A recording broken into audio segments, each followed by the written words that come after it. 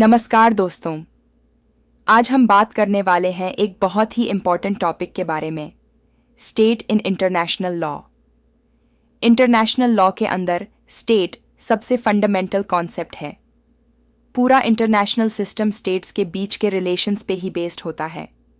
तो चलिए एक एक करके हर कॉन्सेप्ट को समझते हैं, सिंपल हिंदी और इंग्लिश मिक्स में।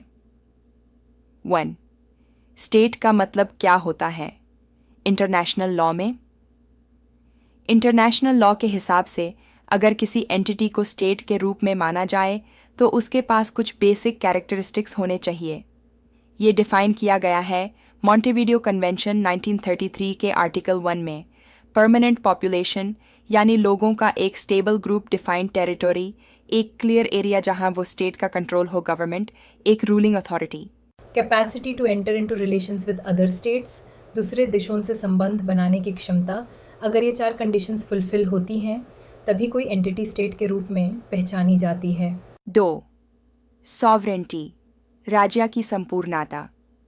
सॉवरेंटी का मतलब होता है अपने एरिया में किसी भी बाहरी दखल के बिना रूल करने का अधिकार।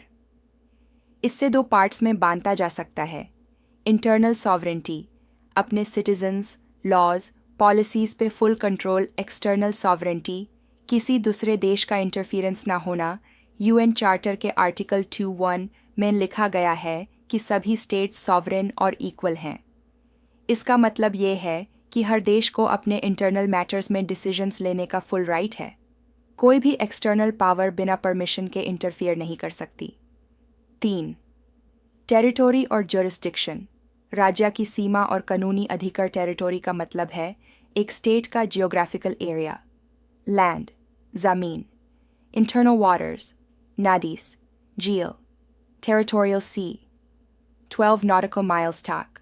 एयर स्पेस, ऊपर का हवाई क्षेत्र, सबसॉइल। ज़मीन के नीचे का हिस्सा। जुरिस्डिक्शन का मतलब है कि एक स्टेट अपने लॉज को कहाँ तक लागू कर सकती है। ये 3 तरीके से होती है। टेरिटोरियल जुरिस्डिक्शन, अपने एरिया में कानून लागू करना। पर्सनल जुरिस्डिक्शन, अपने सिटीजन्स पे चाहे वो बाहर हो।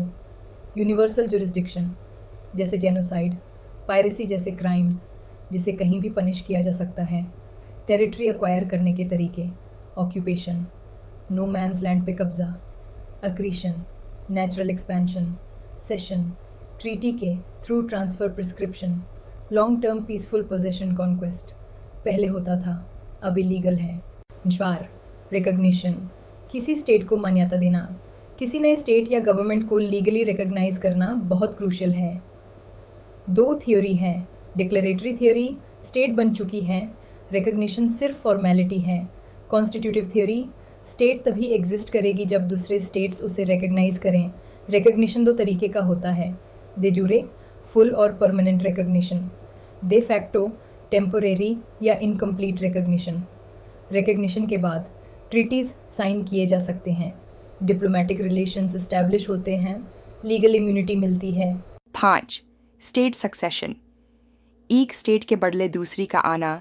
जब एक स्टेट डिसॉल्व होती है या टूट जाती है या नए स्टेट बनते हैं तो उनके राइट्स एंड ऑब्लिगेशंस किस तरह ट्रांसफ़र होंगे, इसे स्टेट सक्सेशन कहते हैं।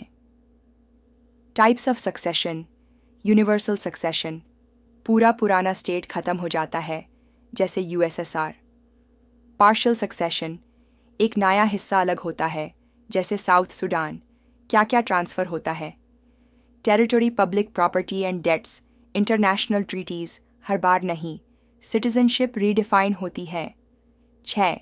इंटरवेंशन, एक राज्य का दूसरे के मामलों में दखल। इंटरनेशनल लॉ में जनरल प्रिंसिपल है नॉन इंटरवेंशन।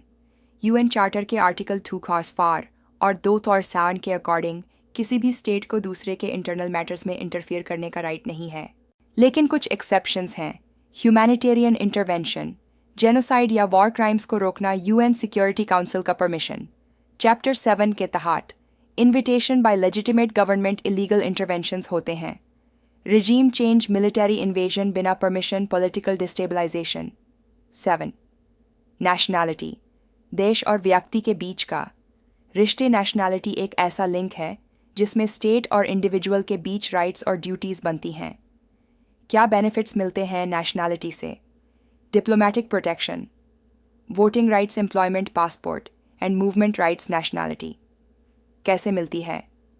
बाय बर्थ, जुस सोली, जहां पैदा हुए, बाय ब्लड, जुस संग्विनिस, पेरेंट्स की नेशनैलिटी से, नेचुरलाइजेशन, अप्लाई करके मैरिज, स्पाउस के बेसिस पे रजिस्ट्रेशन, स्पेशल केसेस में।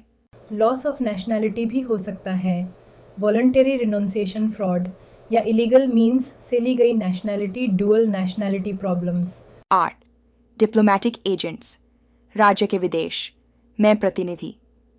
डिप्लोमेटिक एजेंट्स का काम होता है दो देशों के बीच रिलेशन मेंटेन करना।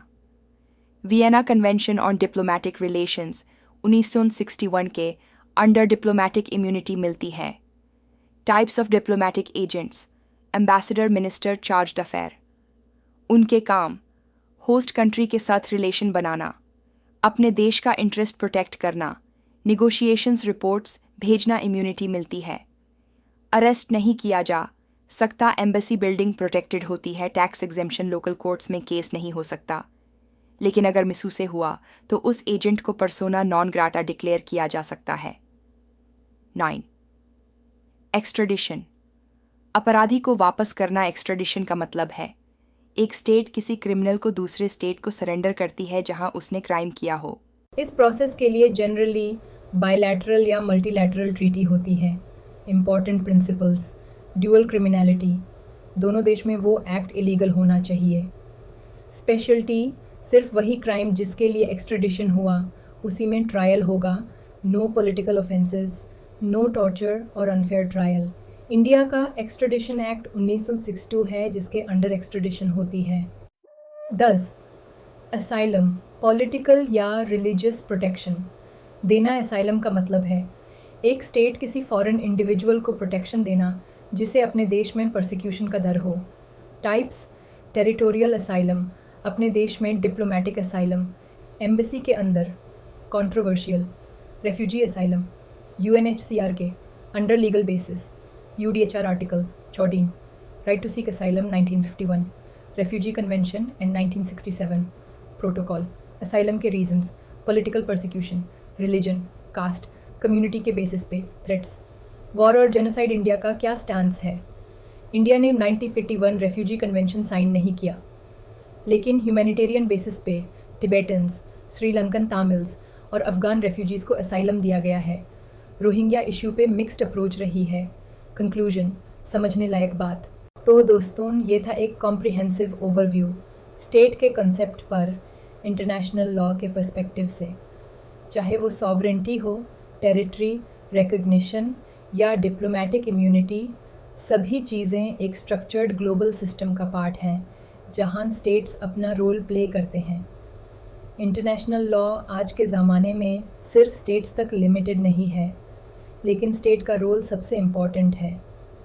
हर कॉन्सेप्ट जैसे एक्स्ट्रेडिशन, असाइलम या सक्सेशन डायरेक्टली स्टेट की पावर और रिस्पॉन्सिबिलिटी से जुड़ा हुआ है।